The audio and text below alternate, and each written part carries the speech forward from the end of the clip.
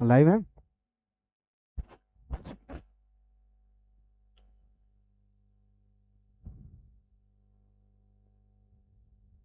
हो गया ना लाइव में।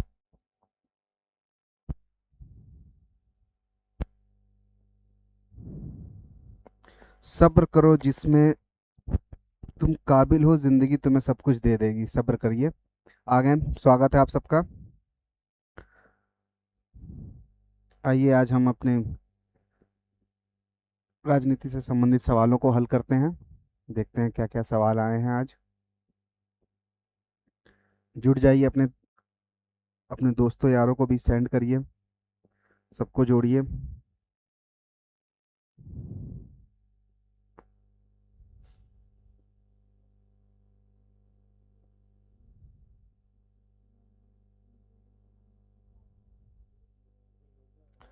आइए क्लास प्रारंभ करते हैं।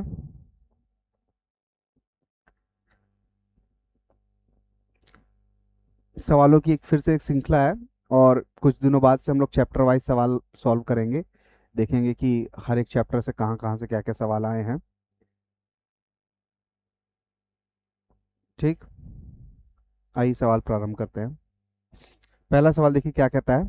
वही मैंने जो कहा था कि सवाल को हम जब ऑब्जेक्टिव सवाल को सॉल्व करने के मैंने कुछ रूल्स बताए थे कि सवाल सबसे पहले कायदे से सवाल पढ़ना है। उस सवाल पढ़ने के साथ अगर स्टेटमेंट वन लाइन वाला है तो हमें सीधा सीधा सवाल पढ़ना है, अगर वैसे है तो हमें सवाल ऑप्शंस के थ्रू जा होके जाके पढ़ना है। ठीक, लीनियर वे में स्टडी नहीं करनी है, डायनेमिक स्टडी करनी है। ठीक है, पहला सवाल क्या कह रहा है, निम्नलिखित में से भारत को अ, भारत को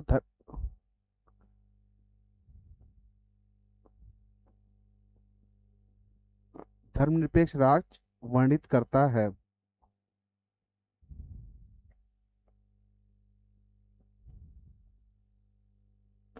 ठीक, धर्मनिरपेक्ष राज्य वर्णित करता है। मौलिक अधिकार संविधान की प्रस्तावना, नौवीं अनुसूची, राज्य के नीति निरीक्षक तत्व। राज्य के नीति निरीक्षक तत्व तो कल्याणकारी राज्य की अवधारणा की बात करते हैं। और नौवीं अनुसूची जो की संविधान में संशोधन नहीं किया जा सकता, जो जो प्रावधान इसमें आ जाएंगे। मौलिक अधिकार में तो जनता के अधिकार की बात कही गई है। और संविधान की प्रस्तावना में ही धर्मनिरपेक्षता की बात की। धर्मनिरपेक्षता मतलब कि धर्म से निरपेक्ष राज्य जो है, राज्य का कोई अपना धर्म नहीं होगा। ठीक, ये बात की गई है।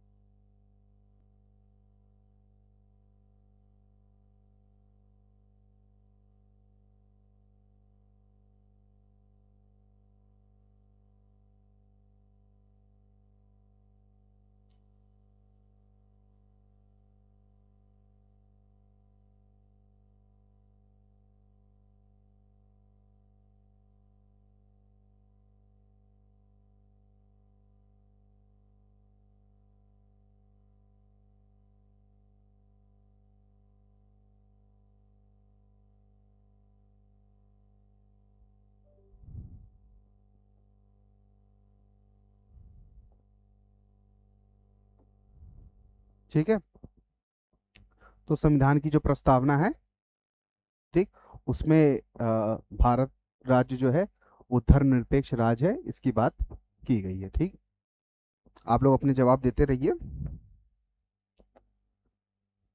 ठीक है, आवाज आ रही, बताते रहिएगा। भारतीय संविधान की दूसरा सवाल देखिए। भारतीय संविधान की प्रस्तावना में जिन आदर्शों और उद्देश्यों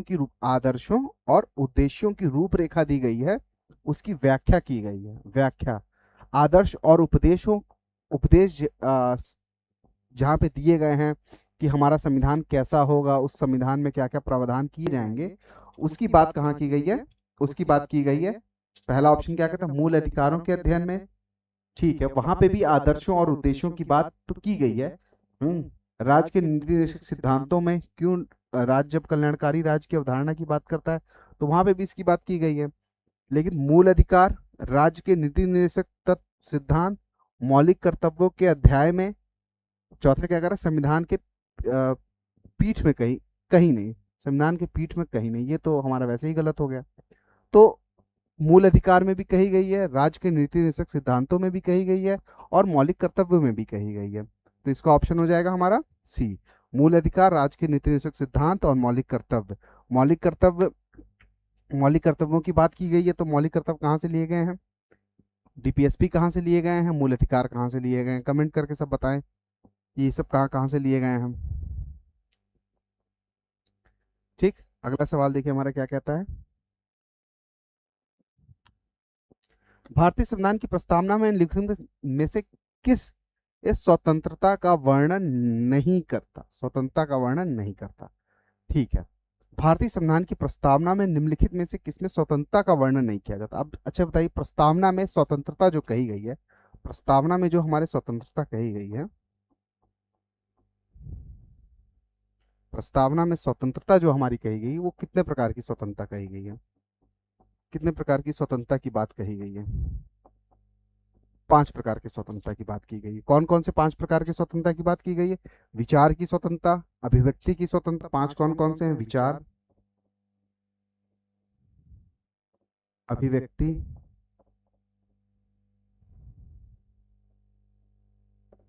उपासना। ठीक, विचार अभिव्यक्ति, विचार अभिव्यक्ति, उपासना, विश्वास, धर्म,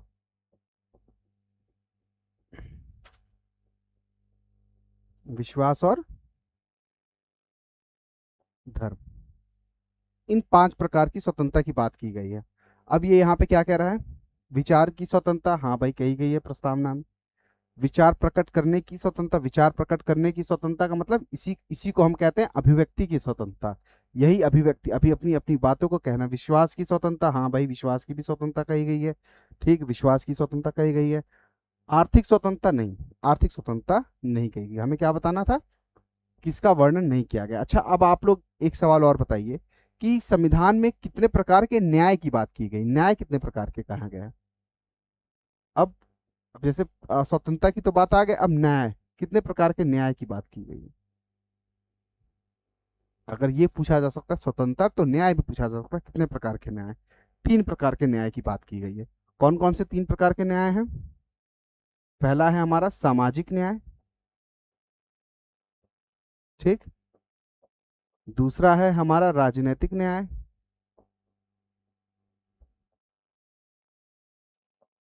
तीसरा है आर्थिक न्याय, आर्थिक न्याय। ठीक, ये 3 प्रकार के न्याय की बात बात कही गई है। ठीक है, तो प्रस्तावना में स्वतंत्रता 5 प्रकार की और न्याय 3 प्रकार के कहे गए हैं। ठीक, चौथा सवाल क्या कहता है, 26 नवंबर 1949 को अंगीकृत भारतीय संविधान की प्रस्तावना में शब्द सम्मिलित हैं, शब्द सम्मिलित नहीं थे। ठीक, नहीं पे हमेशा स्टार मार्क। ठीक है, अब सम्मिलित नहीं थे, 4 नंबर सवाल बताइए। ठीक, कौन सा कूट सही है, सम्मिलित नहीं थे। समाजवाद कब जोड़ा गया, पंथ निरपेक्ष, अखंडता, गणराज्य। देखिए ये जो तीनों शब्द हैं, समाजवाद, पंथ निरपेक्ष और अखंडता, ये कब जोड़े गए, 42वें संविधान संशोधन में, 42वें संविधान संशोधन में, हाँ 1976 में इसको जोड़ा गया। ठीक, ठीक है, और यहाँ पे आप ऐसे लिख लीजिए, समाजवाद, पंथ निरपेक्ष और अखंडता, ये ये ये इतना हमारे 42वें संविधान संशोधन में जोड़े गए। गणराज्य प्रारंभ में ही था। तो अब हमें बताना सम्मिलित नहीं था, नहीं बताना है, तो नहीं मतलब 1 2 3, तो हमारा ऑप्शन हो जाएगा ए। ठीक, गुड मॉर्निंग, गुड मॉर्निंग, आप लोग लेट हैं, आइए इसका जवाब दीजिए, आगे चलते हैं। ठीक, अब समाजवादी तथा धर्मनिरपेक्ष शब्द संविधान की प्रस्तावना में सम्मिलित किए गए थे, समाजवादी और धर्मनिरपेक्ष शब्द संविधान की प्रस्तावना सम्मिलित किए गए थे। अभी अभी प्रीवियस सवाल में मैंने बताया, ठीक, कि 42वां संविधान संशोधन 76 में, ठीक है ना। 7 नंबर सवाल बताइए। 6 नंबर सवाल, सभी व्यक्ति पूर्णतः और समान रूप से मानव हैं, यह सिद्धांत जाना जाता है। सभी व्यक्ति पूर्णतः समान रूप से मानव है। मानववाद की जब बात की जाएगी, ठीक, मानववाद का मतलब क्या है? मानववाद की बात की जाएगी तो किसकी बात की जाएगी? सार्वभौमिकता की बात की जाएगी। कि पूर्णता की बात करें, सभी व्यक्ति पूर्णतः, हाँ, समान रूप से मानव हैं, कि किसी भी व्यक्ति के साथ भेदभाव नहीं किया जाना चाहिए। हाँ, हर व्यक्ति समान रूप से मानव है, उसके अंदर वो सभी मानवीय गुण हैं जो दूसरे व्यक्ति में गुण है, ठीक। 6 का ए सार्वभौमिकता का। अब मुझे कोई ये बताए, अस्पष्टवाद क्या है? व्हाट इज द अस्पष्टवाद? अस्पष्टवाद बताइए। समाजवाद तो जान ही रहे। अस्पष्टवाद और अंतःक्रियावाद क्या है? What is this? अस्पष्टवाद, या इसको समष्टिवाद कहते हैं। अस्पष्टवाद, समष्टिवाद। समष्टिवाद क्या है? किसको कहेंगे समष्टिवाद? समष्टिवाद का मतलब होता है समष्टि धनवाद। समष्टि मतलब समूह, जो समाज है। समष्टिवाद कहता है समाज, पूरे समाज का समष्टिवाद की विचारधारा कहती है जो समाज की जो विचारधारा हो वह कल्याणकारी विचारधारा हो, उसका कल्याण निहित हो, ठीक। उस कलेक्टिवनेस को कहा गया है, ठीक है। समष्टिवाद में कहा गया है उस कलेक्टिवनेस को कहा गया है जो समुदाय के कल्याण को प्राथमिकता दे, पूरे समाज का कल्याण हो, पूरे समाज का कलेक्टिव, होल फैमिली जो है उसका, उसके एम्पावरमेंट की बात जब की जाएगी तो वो हमारा कहेगा। और अंतःक्रियावाद क्या है? अंतःक्रियावाद क्या है? अंतःक्रियावाद क्या है? मानव के बीच में आपस में संबंध, मानव का मानव के साथ संबंध, मानव का मानव वर्सेस मानव व्यवहार, मानव व्यवहार, इंट्रैक्सिज्म। अंतःक्रियावाद मतलब मानव का मानव से व्यवहार, ठीक। 7 नंबर सवाल बताइए, भारतीय संविधान में मौलिक कर्तव्यों की विचारधारा लिया गया है। मौलिक कर्तव्यों की विचारधारा, मौलिक कर्तव्यों की विचारधारा। 7 नंबर सवाल बताइए। 7 नंबर सवाल बताइए, मौलिक कर्तव्यों की विचारधारा कहां से ली गई है? मौलिक कर्तव्यों की विचारधारा, ठीक है, सही लोग बता रहे हैं। कहां से? रूस या पूर्व सोवियत संघ के संविधान से लिया गया है। और क्या लिया गया है? रूस के संविधान से और क्या लिया गया है? जो भारतीय संविधान में जो दिखता है हमें स्पष्ट रूप से, भारत की प्रस्तावना में या भारत के फंडामेंटल राइट में जो बात हमें दिखती है, वो ऐसी कौन सी बात है जो स्पष्ट रूप से दिखती है कि भारतीय संविधान में ली गई है रूस के संविधान से? इसका भी जवाब दें।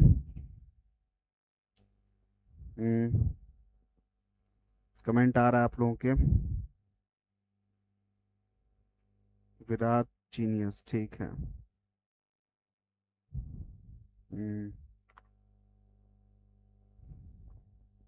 ठीक ठीक।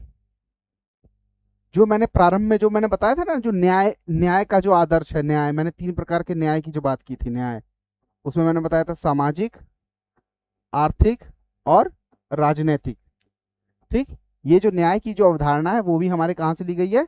रूस से ली गई, ठीक। अगला सवाल बताइए।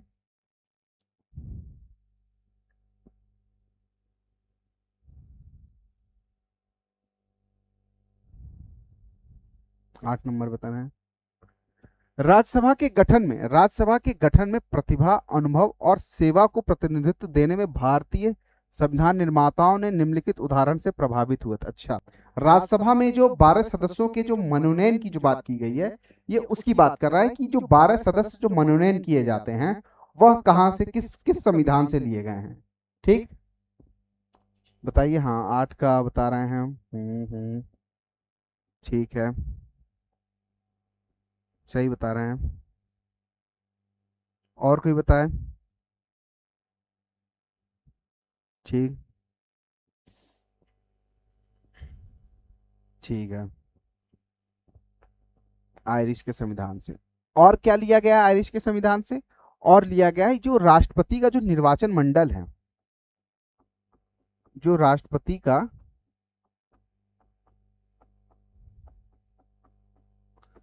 निर्वाचन मंडल है, उसकी जो पद्धति है ना, ये भी यहां से ली गई, आयरिश के संविधान से ली गई। ठीक। ठीक ठीक। ठीक है। और शून्यकाल संसदीय व्यवस्था किस देश की देन है? शून्यकाल संसदीय व्यवस्था किस देश की देन है? शून्यकाल संसदीय व्यवस्था किस देश की देन है?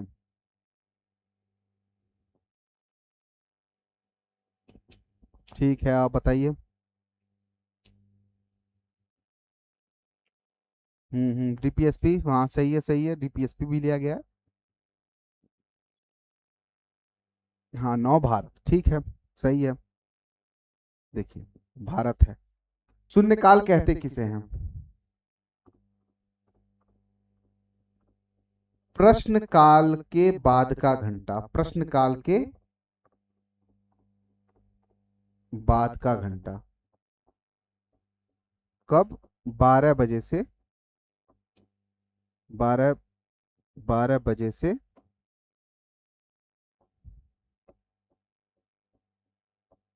12 बजे से 1 बजे तक, 1 बजे तक। ये भारत की देन है संसदीय व्यवस्था में, जो हमने इजाद किया शून्यकाल। प्रश्नकाल के बाद का जो 1 घंटा होता है वो, हाँ ठीक है, 12 से 1 का जो ठीक। 10 नंबर बताइए। निम्नलिखित में से कौन सा लक्षण भारतीय परिसंघीय और अमेरिकी परिसंघीय में समान रूप से पाया जाता है? भारतीय परिसंघीय और अमेरिकी परिसंघ में समान रूप से पाया जाता है, ये बताना है। भारतीय परिसंघीय और अमेरिकी परिसंघ में समान रूप से पाया जाता है।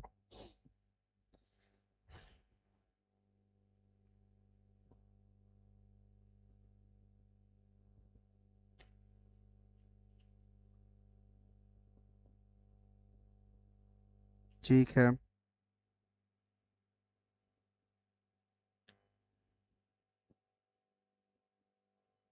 10 नंबर बताइए।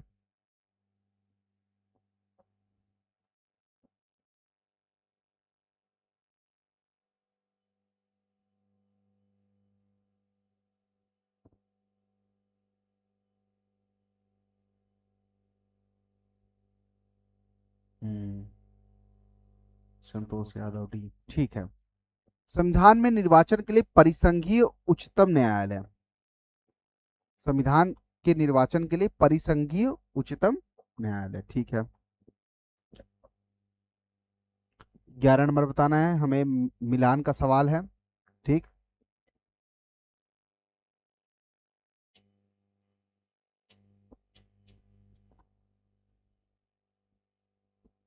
राज्य के नीति निर्देशक सिद्धांत कहाँ से लिए गए हैं? अभी बताया गया था, आयरलैंड से लिया गया है। ठीक है।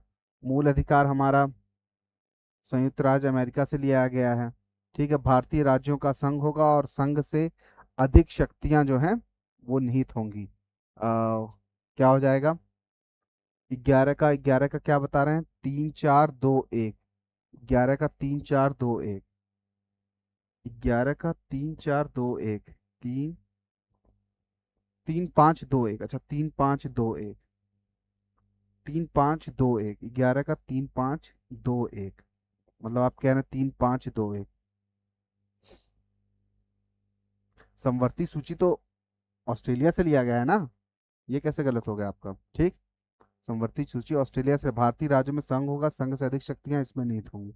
ये हमारे, हाँ, ये हमारे कहाँ से लिया गया है? ठीक। डी पे कनाडा से लिया गया है ना। ठीक, इसका क्या हो जाएगा? D option. ठीक।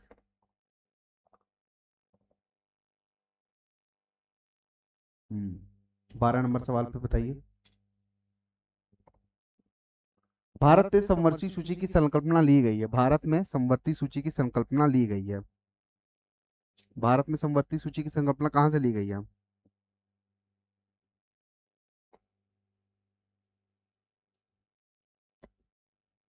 ऑस्ट्रेलिया से ली गई है। ऑस्ट्रेलिया से और क्या लिया गया है? ऑस्ट्रेलिया से लिया गया है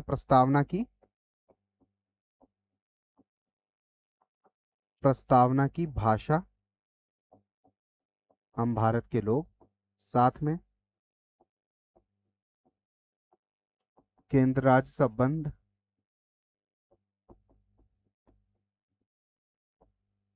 साथ में केंद्र राज्य ऑस्ट्रेलिया। हाँ सही कह रहे हैं, केंद्र राज्य संबंध लिया गया है।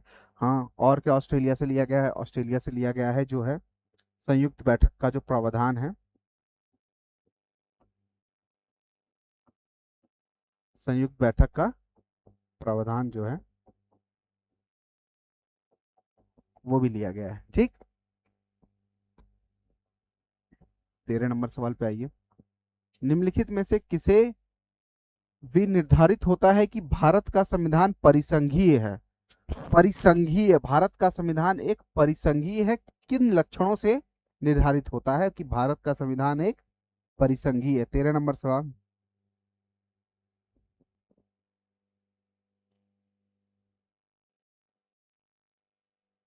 हाँ हाँ, आपका भी कमेंट देख रहे हैं। ठीक, भारत का संविधान परिसंघीय है। 13 नंबर सवाल बताइए। परिसंघीय व्यवस्था के लक्षण कौन कौन से हैं? परिसंघीय व्यवस्था के लक्षण कौन कौन से हैं? सबसे पहले तो हमें यह समझना परिसंघीय व्यवस्था के लक्षण कौन कौन से हैं। परिसंघीय व्यवस्था के लक्षण कौन कौन से हैं? बताए कोई। परिसंघीय व्यवस्था के देखिए, परिसंघीय व्यवस्था के देखिए लक्षण कौन कौन से हैं। परिसंघीय व्यवस्था के लक्षण है कि सबसे पहला लक्षण है कि उसमें जो है संप्रभुता हो, संप्रभुता हो। दूसरा, शक्ति का पृथक्करण हो। ठीक, शक्ति का कौन कह रहा है? डी डी डी, साधना मौर्य। हाँ हाँ, साधना मौर्य डी देख रहा है आपका कमेंट। परिसंघीय व्यवस्था में हम्म, राज्य केंद्रित कानून हो।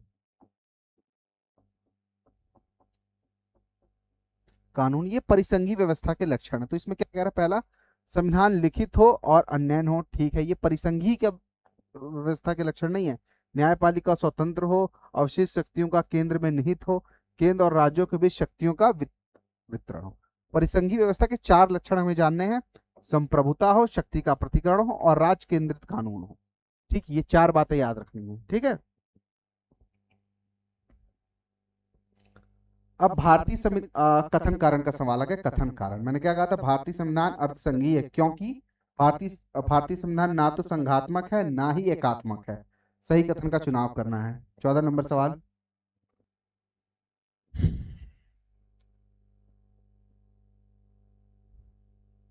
ठीक ठीक, सही बता रहे हैं आप लोग। 14 नंबर क्वेश्चन बताइए। देखिए, यहां पे जब कह रहा है अर्धसंघी, व्हाट मीनिंग क्या है अर्धसंघी? अर्धसंघी का मतलब है, अर्धसंघी का मतलब आप ऐसे समझिए कि उसमें कुछ लक्षण संघी के हों प्लस कुछ लक्षण एकात्मकता के हों, ताकि, ठीक, ये दोनों लक्षण मिलके क्या बनाते हैं? अर्धसंघीय संविधान बनाते हैं। क्वासी फेडरलिज्म, ठीक, अर्धि संघात्मक, ये बनाते हैं अर्धि संघात्मक बनाते हैं। वो कौन कौन से लक्षण है जो अर्धि संघात्मक बनाएंगे? जब अर्धि संघात्मक, जैसे अब संघी कहे, संघी कहे तो इसका मतलब केंद्र और राज्य के साथ, राज्य मिलकर उस व्यवस्था को चलाएं। एकात्मक लक्षण कहे तो जहां पे केंद्र मजबूत हो। एकात्मक लक्षण का मतलब हो जाए जहां पे केंद्र स्ट्रांग पोजीशन में हो। ठीक, हम्म, संतोष यादव, हाँ ठीक है ठीक है। तो इसका इस 14 का आंसर क्या हो जाएगा? 14 का ए हो जाएगा। ठीक है, ना तो संघात्मक है ना ही एकात्मक है, अर्धसंघी का मतलब। ठीक, तो ए और आर दोनों सही है और ए इसकी सही व्याख्या करता है। ठीक है, नेक्स्ट क्वेश्चन। भारत की संसदीय शासन प्रणाली एवं ब्रिटेन की संसदीय शासन प्रणाली में अंतर का बिंदु निम्नलिखित में से है। दोनों की संसद प्रणाली में अंतर का बिंदु क्या है? 15 नंबर सवाल बताना है आपको। अंतर का बिंदु।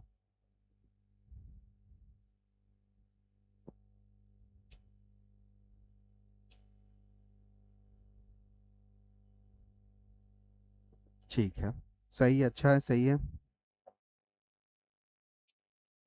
सामूहिक उत्तरदायित्व कौन सा अनुच्छेद? 75(3). ठीक, ये ब्रिटेन से लिया गया संसदीय विशेषता का अधिकार है। द्विसदनात्मक व्यवस्थापिका की बात की जा रही है, ये भी ब्रिटेन से लिया गया है। ठीक, वास्तविकता और नाम मात्र की कार्यपालिका, अभी भी वहां पे वास्तु राष्ट्रपति है, प्रधानमंत्री है, दोनों है। न्यायिक समीक्षा जो है वो हमने कहां से लिया गया है? न्यायिक समीक्षा हमने स्वतंत्र न्यायपालिका की अवधारणा, स्वतंत्र न्यायपालिका की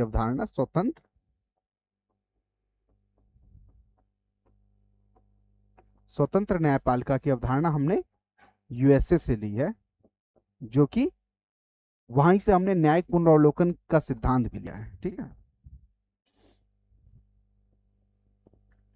16 नंबर सिद्धांत। 14 नंबर पे आ जाइए। 16 नंबर क्वेश्चन पे बताइए।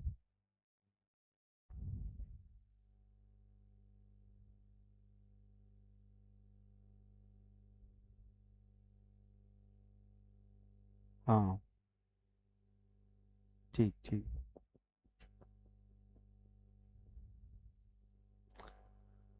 पंचशील का सिद्धांत, पंचशील का सिद्धांत।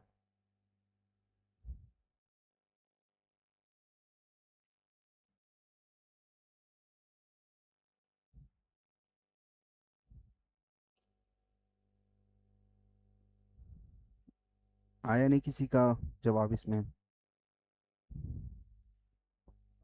पंचशील का सिद्धांत नहीं है, बताइए।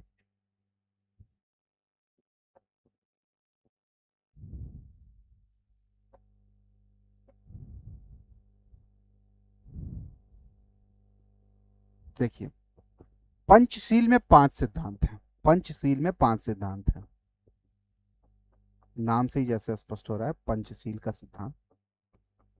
एक दूसरे की संप्रभुता और अखंडता को बनाए रखना, पहला। दूसरा, एक दूसरे में शांति को स्थापित बनाए रखना। तीसरा, समानता और परस्पर लाभ को स्थापित किए रहना।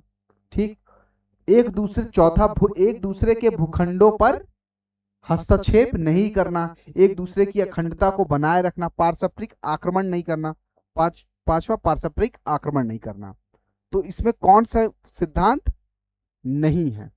शांतिपूर्ण सहअस्तित्व है, एक दूसरे के भूभाग, अखंडता और प्रभुता का परस्पर सम्मान करना। ये बात भी, एक दूसरे के आंतरिक मामलों में पारस्परिक अहस्तक्षेप करना, अहस्तक्षेप की नीति की जो बात की जा रही है वो पंचशील के सिद्धांत में है। तो इसमें क्या नहीं है? गुण निरपेक्षता नहीं है। 17 नंबर सवाल बताइए। हाँ हाँ, सही है,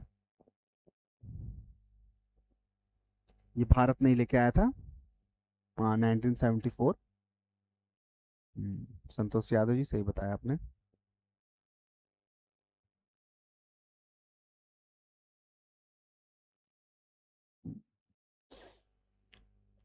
लिखित संविधान की अवधारणा का सर्वप्रथम जन्म कहाँ हुआ? 17 नंबर बताइए। लिखित संविधान,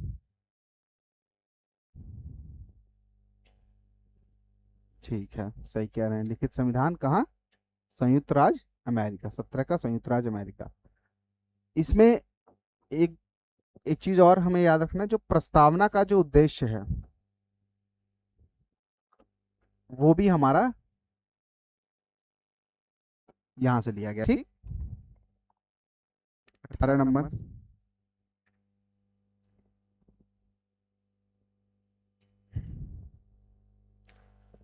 भारत में कथन और कारण का सवाल है। भारत में संघवादिता व्यवहारिक नहीं है, व्यवहारिक नहीं है, ठीक है। संघवादिता को आप ऐसे समझिए, फेडरलिज्म संघवाद से है, ठीक। भारत एक संघीय राज्य नहीं है। अब सबसे पहले तो हमें संघवाद समझना चाहिए कि संघवाद क्या है, व्हाट इज द फेडरल। संघवाद क्या है, संघवाद के लक्षण क्या क्या है। संघवाद के अगर लक्षण हमें पता होंगे तो हम बता पाएंगे संघवाद के क्या क्या लक्षण है। संघवाद का मतलब कि केंद्र में एक शक्ति हो, केंद्र में एक शक्ति हो, इसका डिवीजन क्षेत्रीय स्तरों पर भी हो,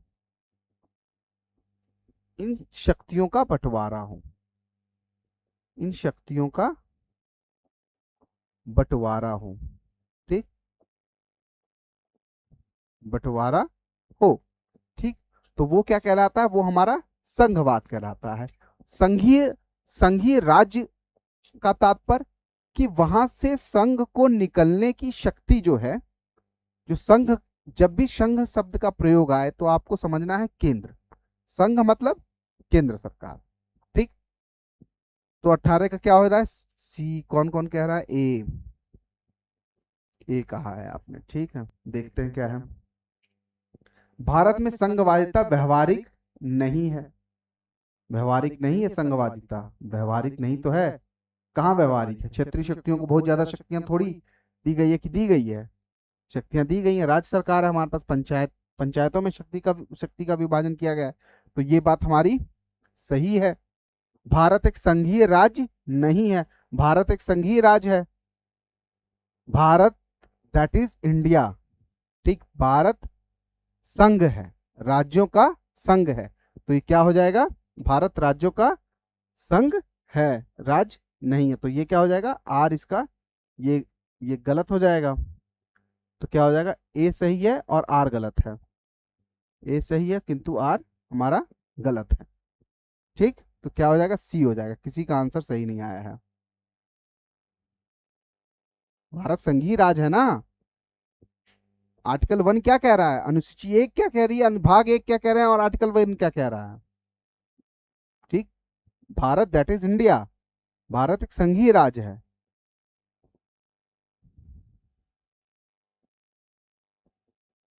उन्नीस नंबर, संविधानोत्तर अधिकार का अर्थ है, संविधानोत्तर अधिकार का अर्थ है, संविधानोत्तर अधिकार का अर्थ है। 18 में सबका गलत है। हाँ, तो उसी को संघीय कहेंगे, ठीक। That's the structure of federal structure. संविधानेतर का मतलब क्या है, ठीक ठीक, संविधानेतर का मतलब एक्स्ट्रा कॉन्स्टिट्यूशनल अधिकार। संविधान, संविधान के इतर जो अधिकार दिए गए हैं, जो संविधान,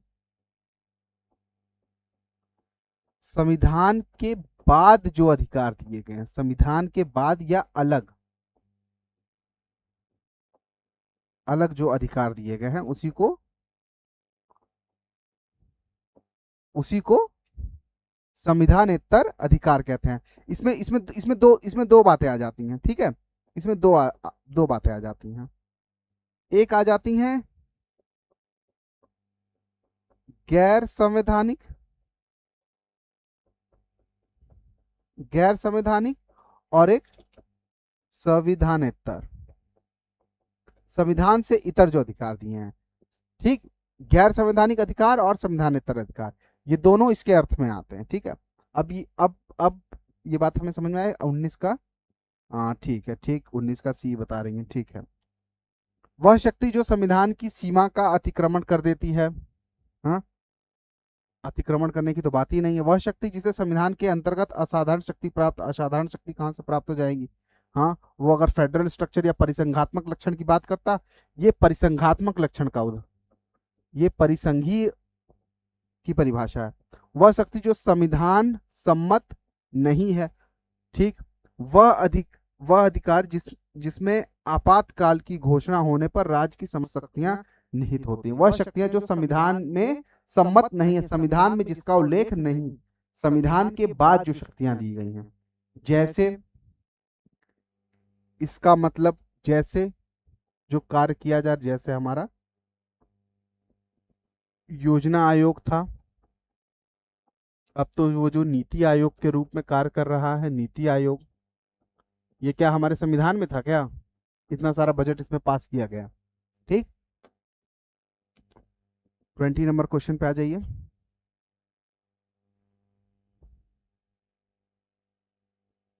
हम्म, सही है, सही है। 20 नंबर सवाल पर बताना है हमें। 20 नंबर सवाल बताइए, 20 नंबर क्वेश्चन।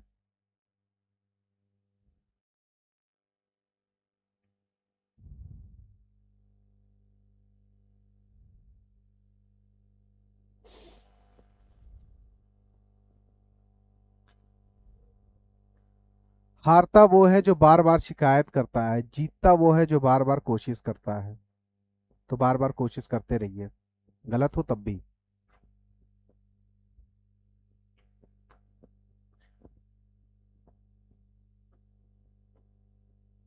कथन का क्या कह रहा है? राजनीतिक दल को लोकतंत्र का जीवन रक्त है। राजनीतिक दल लोकतंत्र का जीवन रक्त है, ठीक है। लोग खराब शासन के लिए सामान्यतः राजनीतिक दलों को कोसते हैं। उपयुक्त संदर्भ निम्नलिखित कथनों में से कौन सा एक सही है? 20 नंबर में सवाल किसका आया?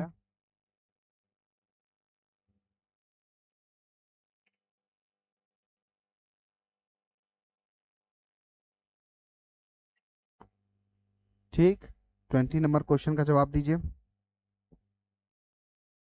ठीक है, आ रहा है लोगों का। राजनीतिक दल लोकतंत्र के जीवन रक्त हैं। बिना राजनीतिक दल के लोकतंत्र में अगर आपको अपना प्रतिनिधित्व स्थापित करना है तो राजनीतिक दल और जीवन रक्त दोनों क्या है? बात सही है। खराब शासन के लिए समानता लोग राजनीतिक दलों को कोसते हैं। आपने कभी कभी कहा है कि उस जिले का सांसद दोषी है या विधायक दोषी है या ग्राम प्रधान दोषी है? आप सीधा क्या कहते हैं? Modi government, Manmohan government, Rajiv government, Nehru government, Indira government. आप हर एक कार्य के लिए एक एक गवर्नमेंट को उस लक्ष्य के लिए अगर उन्होंने प्राप्त किया है तो भी, अगर नहीं प्राप्त किया है तो भी आप उनको कोसते हैं। ठीक, तो क्या हो जाएगा? ए और दो दोनों सही है और ए उसकी सही व्याख्या करता है। ठीक, 21 क्वेश्चन बताइए।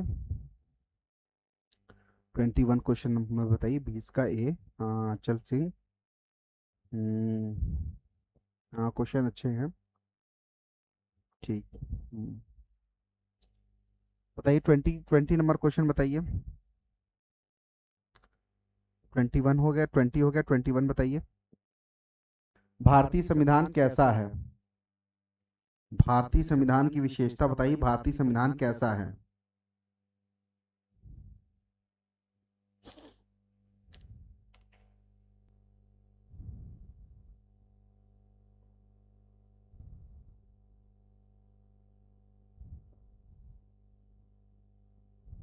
भारतीय संविधान सी कहा जा रहा है। हम्म, देखिए, ना कठोर ना लचीला, लचीला कठोर, अशांत कठोर, अशांत लचीला। ना कठोर ना लचीला, ये तो परफेक्शन की तरफ चला गया ना। ना कठोर है ना लचीला है। ठीक, ये नम्यता प्लस अनम्यता, इसका मतलब हो गया नम्यता प्लस अनम्यता। अनम्यता का संविधान हमारा मिश्रण है। नम्यता अनम्यता का संविधान हमारा मिश्रण है, इसका डी होगा। ना कठोर ना लचीला, नहीं, इस बात को समझिए। आधा कठोर आधा लचीला। ठीक, नम्यता अनम्यता का मिश्रण है, इस बात का तात्पर्य ये है। हाँ, ठीक है। 22 नंबर बताइए।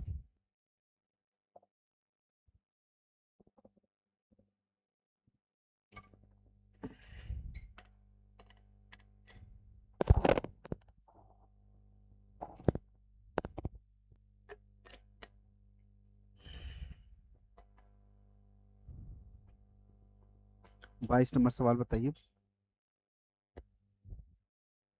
निम्नलिखित कथनों पर विचार कीजिए और अन्य में दिए गए कोड का सही उत्तर का चुनाव कीजिए। ठीक है। कथन क, भारत के संविधान में एक संघीय प्रणाली का प्रावधान, भारत के संविधान में एक संघीय प्रणाली का प्रावधान है। हाँ है। उसमें एक बहुत शक्तिशाली केंद्र की रचना की गई है। हाँ ठीक है। अगर 22 का देखिए बी कहा जा रहा है। ठीक है। ये बात दोनों बात सही है। ठीक, लेकिन ये इस बात की व्याख्या नहीं करता। इस बात की व्याख्या क्यों नहीं करता? अगर ये संघीय प्रणाली की बात करेगा तो शक्तिशाली केंद्र की बात थोड़ी करेगा। संघीय प्रणाली की बात करेगा तो ये कहेगा कि केंद्र राज्य के संबंध में केंद्र और राज्यों के बीच जो शक्तियों का विभाजन है, जो शक्तियों का जो विभाजन है, उस विभाजन की बात ये करेगा। ठीक है। तो ये इसकी सही व्याख्या नहीं कर सकता। अगर शक्तिशाली केंद्र की बात है, शक्तिशाली केंद्र का मतलब एकात्मक लक्षण, एकात्मक लक्षण उसका। ठीक, तो इसका बी होगा।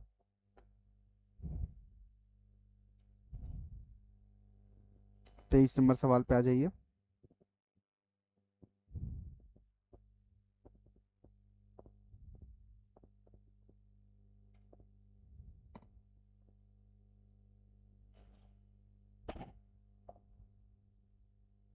तेईस नंबर सवाल।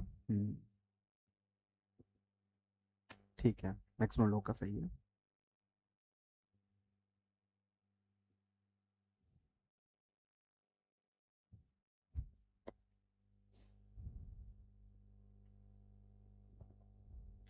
भारतीय संविधान अधिक कठोर और अधिक लचीले के मध्य एक अच्छा संतुलन स्थापित करता है। ये किसने कहा था?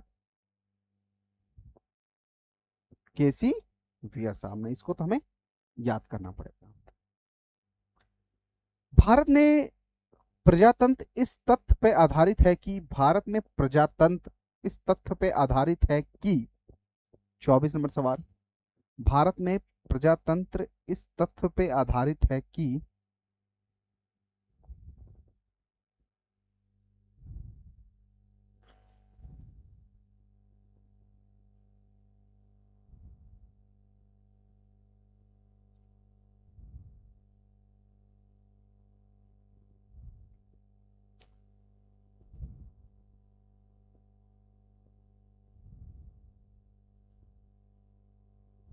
ठीक है, भारत में प्रजातंत्र इस तथ्य पे आधारित है कि संविधान लिखित हो।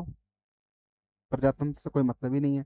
यहाँ मौलिक अधिकार प्रदान किए गए हैं, मौलिक अधिकार प्रदान किए हैं, तो वहां प्रजातांत्रिक क्या मतलब है? कुछ अधिकार तो चीन में भी प्रदान किए गए हैं। कुछ कुछ कुछ अधिकार तो चीन में भी प्रदान किए गए हैं। ठीक, जनता को सरकार को चुनने और बदलने का अधिकार प्राप्त है। यहाँ राज के निर्देशक तत्व नहीं, तो ये तो कल्याणकारी राज के अवधान बदलने। प्रजातांत्रिक अधिकार का मतलब हो जाता है, प्रजातांत्रिक अधिकार का मतलब गणतंत्रात्मक व्यवस्था। गणतंत्रात्मक व्यवस्था, गणतंत्रात्मक व्यवस्था मतलब कि जन्म से कोई भी वंशानुगत शासन नहीं होगा। राष्ट्रपति जो हमारे यहाँ जन्म से नहीं होगा, अमेरिका में होता है। अमेरिका कह रहे हैं, ब्रिटेन में। ठीक,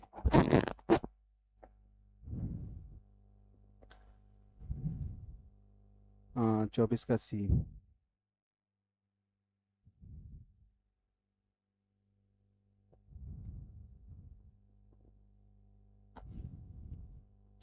ठीक है, 24 25 नंबर सवाल बताइए। भारत कथन, भारत संघ नहीं है। आर, किसी भी राज्य का क्षेत्र सीमा नाम उसकी सहमति के बिना भी परिवर्तित करने की शक्ति संघीय सदन को प्राप्त है। नीचे दिए गए कूट में सही उत्तर का चुनाव कीजिए। ठीक, 25 का क्या कहा जा रहा है?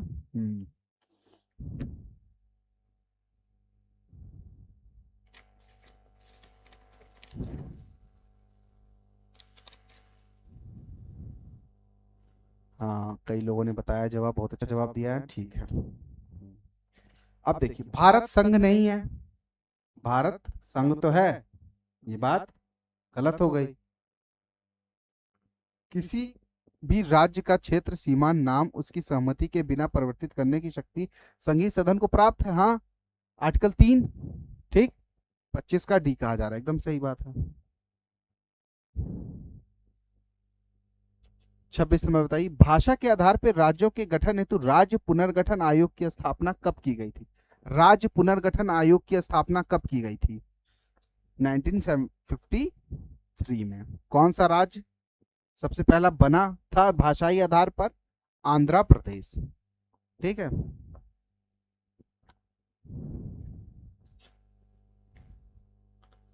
ठीक। भाषा के अब ये बताना है, निम्न कथनों पे विचार कीजिए और दिए गए कोड की सहायता से बताइए कि इसमें से कौन सा सही बताना है। ठीक है, संविधान में यूनियन ऑफ स्टेट शब्द प्रयोग हुआ है, यूनियन ऑफ स्टेट, क्योंकि भारतीय राज्यों को अलग होने का अधिकार नहीं है। ये कौन सा लक्षण है? ये संघीय लक्षण है। ठीक, अगर अलग होने का अधिकार होता तो वो कौन सा, यही लक्षण कौन सा बन जाता? ये परिसंघात्मक व्यवस्था कहलाती, परिसंघात्मक व्यवस्था हो जाती। ठीक, जैसे कि यूएसएसआर था। ठीक है, वहां से राज्य अलग अलग हुए।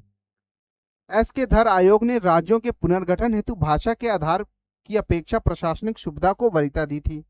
पंडित नेहरू, सरदार पटेल और पट्टाभी सीतारामैया की अध्यक्षता में कांग्रेस कमेटी राज्यों के पुनर्गठन में भाषाई आधार के पक्ष में नहीं थी, भाषाई आधार के पक्ष में नहीं थी। ये भी बात सही है, ये बात भी सही, ये बात भी सही, मतलब हमारा डी।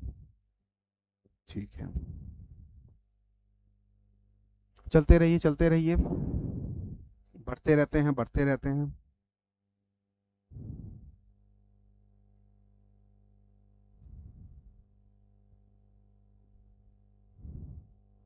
बताना क्या है? नए राज्यों के निर्माण के बारे में सही नहीं, नए राज्यों के निर्माण के बारे में सही कथन का चुनाव करना, नए राज्यों के निर्माण के बारे में। ठीक,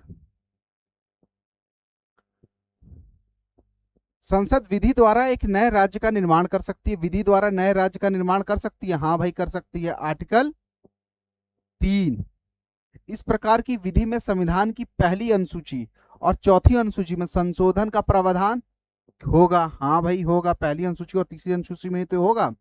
इस प्रकार की विधि को अनुच्छेद 368 के प्रयोजन के लिए संविधान का संशोधन समझा जाएगा, नहीं समझा जाएगा। आर्टिकल,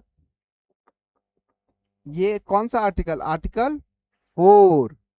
ठीक, इस प्रयोजन के लिए विधेयक संसद में तब तक पुनर्स्थापित नहीं किया जा सकता जब तक इसे उस राज्य के विधानमंडल को निर्देशित नहीं किया गया है जिसके क्षेत्र सीमाओं और नाम पर इसका प्रभाव पड़ता है।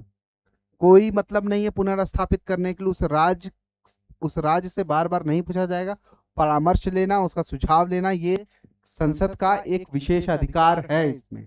ठीक, तो इसका क्या हो जाएगा? सी हो जाएगा। ठीक है, संविधान संशोधन नहीं कहलाएगा वो। ठीक, निम्नलिखित में से कौन सा कथन सिक्किम के संबंध में सही है? ठीक, सिक्किम के संदर्भ में सही है। ठीक है, सही जवाब दिया, सही जवाब दिया आपने। 29 बताइए। ठीक है, 1975 में यह भारत का अभिन्न अंग बन गया, हाँ भैया बन गया। कौन कौन सा संविधान संशोधन हुआ इसमें? पहला तो 34 हुआ और संपूर्ण बनाने के लिए 35वां संविधान संशोधन हुआ। ठीक, इसमें वनस्पति शास्त्रियों का स्वर्ग माना गया, ये बात भी सही है। ठीक है, इसमें मुख्य निवासी लेप्चा लोग हैं, लेप्चा लोग। ठीक, ये भी बात सही है। भारतीय संघ के अंतर्गत किसी राज्य को मिलाने का अधिकार किसको है?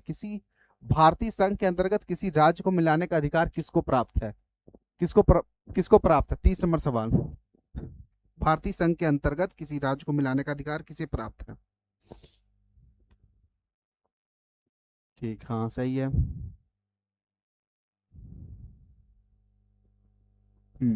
देखिए, राष्ट्रपति को नहीं, प्रधानमंत्री को नहीं, संसद को। किस अनुच्छेद में?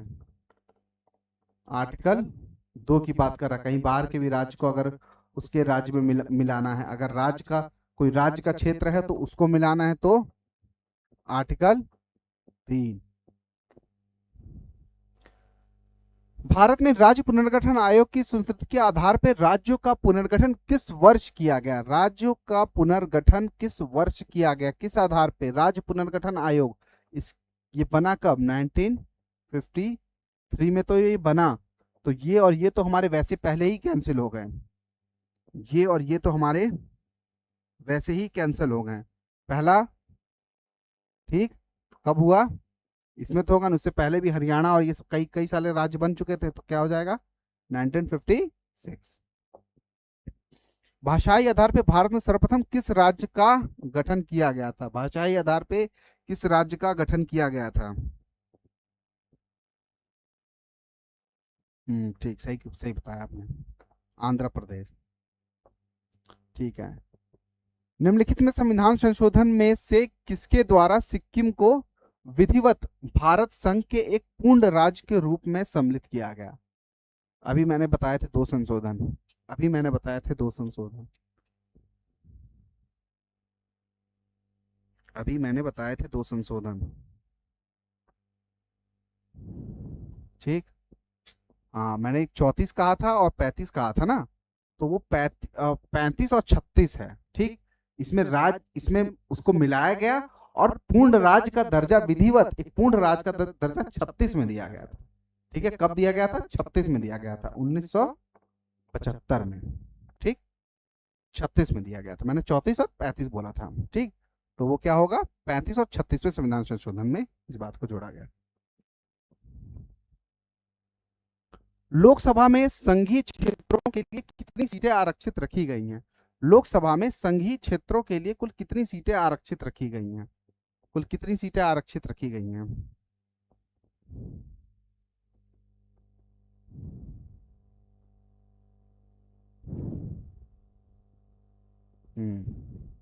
19।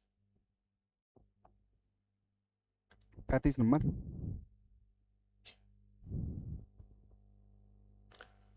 निम्नलिखित कथनों पर विचार कीजिए। ठीक है, विचार करना है। नागालैंड, असम, मणिपुर, आंध्र प्रदेश, सिक्किम, मिजोरम, अरुणाचल प्रदेश, गोवा को प्रादेशिक मांगों को देखते हुए भारत के संविधान के अनुच्छेद 371 ए से लेकर 71 आई ये आई तक अंतर्दिष्ट किया गया। ठीक है। भारत तथा संयुक्त राज्य अमेरिका के संविधान में दो राजतंत्र संघ और राज्य क्षेत्र हैं, किंतु नागरिक एकहरी है। ठीक है।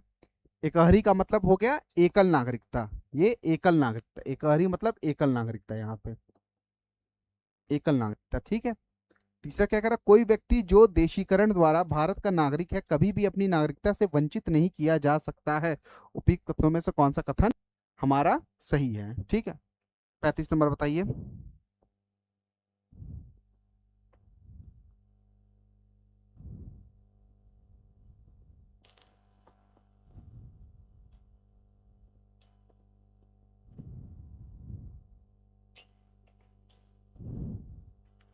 35 नंबर बताइए, 35 नंबर। ठीक है, देखिए 35 नंबर क्या कह रहा है? पहली चीज, भारत और संयुक्त राज्य अमेरिका के संविधान में दो राजतंत्र संघ और राज्य में किंतु नागरिकता एकल है। अमेरिका में क्या है? दोहरी नागरिकता है। यूएसए में क्या है? दोहरी नागरिकता है। ठीक, दोहरी नागरिकता है, तो ये बात हमारी गलत हो गई। ठीक है। कोई व्यक्ति जो देशीकरण द्वारा भारत का नागरिक है कभी भी अपनी नागरिकता से वंचित नहीं किया जा सकता। वंचित किया जा सकता है 4 आयामों पर। 11 माह, 6 माह, इसमें संशोधन किया गया, 6 माह कर दिया गया। ठीक, इससे इतर वो विदेश में रहा हो, किसी विदेश की नागरिकता को ग्रहण कर ले, ठीक,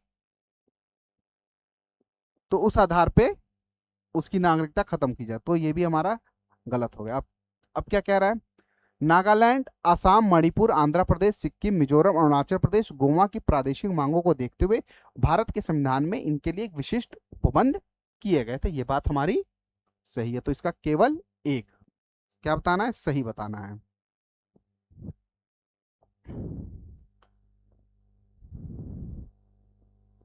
अभी मैंने बताया किस देश में दोहरी नागरिकता है, अभी जस्ट मैंने बताया यूएसए, संयुक्त राज्य अमेरिका। 37 नंबर, भारतीय नागरिकता नहीं प्राप्त की जा सकती। भारतीय नागरिकता नहीं प्राप्त की जा सकती। कैसे भारतीय नागरिकता नहीं प्राप्त की जा सकती?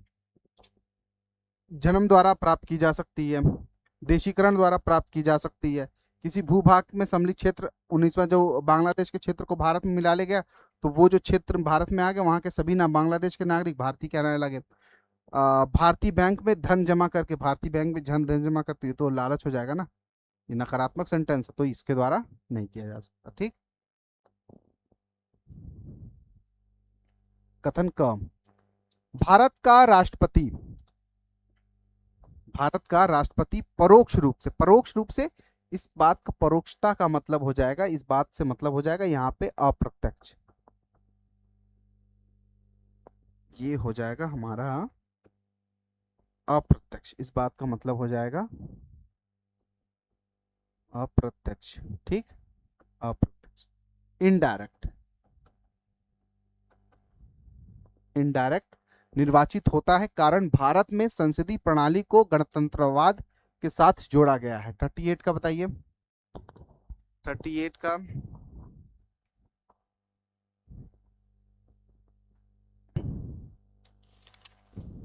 38 का बताइए।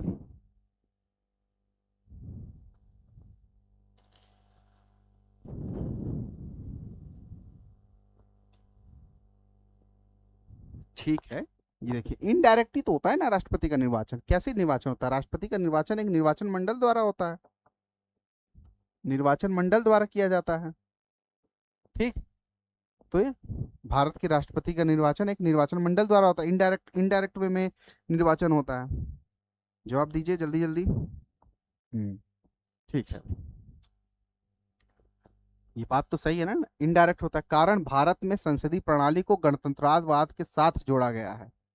भारत में संसदीय प्रणाली को गणतंत्रवाद के साथ जोड़ा गया है, इस बात का क्या मतलब समझ में आ रहा है? ये सवाल कॉन्सेप्चुअल सवाल है, ये आया है बड़े अच्छे एग्जाम में आया है। ठीक है, कई लोगों ने कह रहे हैं बी, कई ने कहा, देखिए इस बात का, भारत में संसदीय प्रणाली को गणतंत्रवाद के साथ जोड़ा गया है। भारत में गणतंत्रवाद है, ठीक है, भारत में संसदीय प्रणाली है, ठीक है, इन दोनों के संबंध के साथ राष्ट्रपति का क्या संबंध है? राष्ट्रपति का संबंध ये है कि राष्ट्रपति का चुनाव कैसे होता है? राष्ट्रपति का चुनाव होता है संसद के दोनों सदनों द्वारा, राज्य विधानसभा के सदस्यों द्वारा, राज्य विधानसभा के सदस्यों द्वारा, विधान निर्वाचन भी हो रहा है विधानसभा के सदस्यों के द्वारा। ठीक, ये गणतंत्रवाद के लक्षण भी है, तो ये क्या हो जाएगा? सबका आंसर करें, दोनों सही है और इसकी सही स्पष्टीकरण भी है, ये राइट एक्सप्लेनेशन है। ये राष्ट्रपति का गणतंत्रवाद का मतलब हो जाएगा राष्ट्रपति के निर्वाचन से संबंधित जो निर्वाचन मंडल में जो शामिल है, निर्वाचन पूछ रहा है इनडायरेक्ट होता है, उसमें कौन कौन लोग शामिल होते हैं, ये गणतंत्रवाद का उदाहरण है। ठीक, हाँ, एक व्यक्ति ने दिया सही जवाब, बहुत सही। अगले सवाल पे आइए।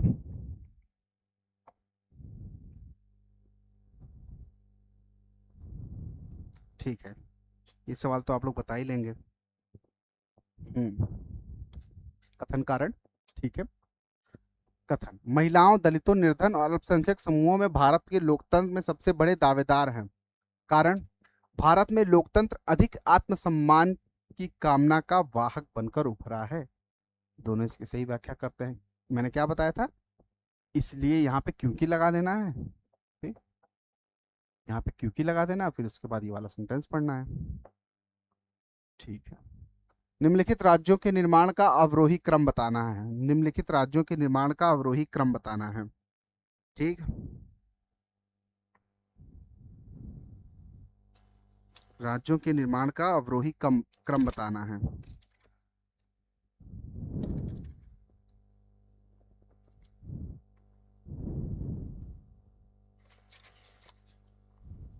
बताइए जल्दी जल्दी बताइए।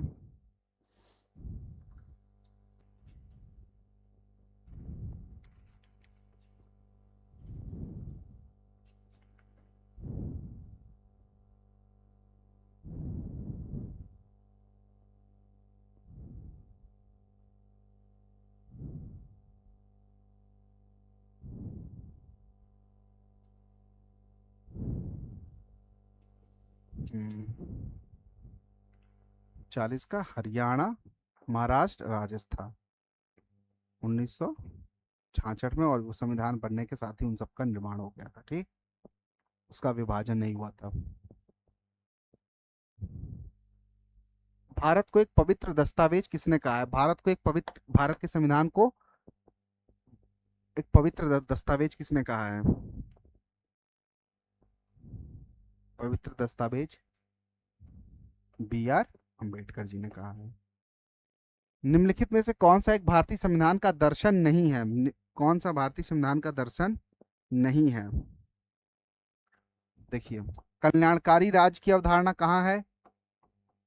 डीपीएसपी में है। राजनीतिक समानता की बात की गई है, राजनीतिक समानता की बात हाँ की गई है। ठीक है, ये हमारे कहाँ फंडामेंटल राइट में भी है, और ये संसद के प्रावधानों में भी है, और उसकी गणतंत्रात्मक व्यवस्था में भी है। गणतंत्रात्मक व्यवस्था में भी है। समाजवादी राज्य, हाँ भैया, ये समाजवादी राज्य हमारी कहाँ पे आधार दर्शन है? प्रस्तावना में है। ठीक है, साम्यवादी राज्य की अवधारणा हमारे संविधान में नहीं दी गई है, दर्शन नहीं है। ठीक, आज के लिए आप लोग का बस इतना ही, और कल हम लोग पुनः और भी सवाल हम लोग देखेंगे। अब इस समय हम लोग लगातार ऐसे ही सवाल देखते रहेंगे, और और आप लोग को जो भी जानकारी चाहिए होगी, ऐप पे जाकर द स्मार्ट विजन क्लासेस के इस नंबर पे कॉल कीजिए। ये ऐप है, इस ऐप को डाउनलोड कीजिए। हाँ, और प्ले स्टोर पे जाके इस ऐप की रेटिंग दीजिए, और आके इस पे पढ़िए। ठीक, तो आज एक छोटी सी श्रृंखला लेके आए थे। कल हम लोग पुनः इस श्रृंखला को आगे बढ़ाएंगे। ठीक, अ, आप लोग का दिन मंगलमय हो। अपने दिन की शुरुआत पॉलिटी से आप लोग ने की। आगे पढ़ते हैं, आगे बढ़ते हैं, साथ में चलते हैं, देखते हैं कहाँ तक क्या होता है। ठीक, चलिए, आप सबका आप बहुत बहुत धन्यवाद। शुभ प्रभात।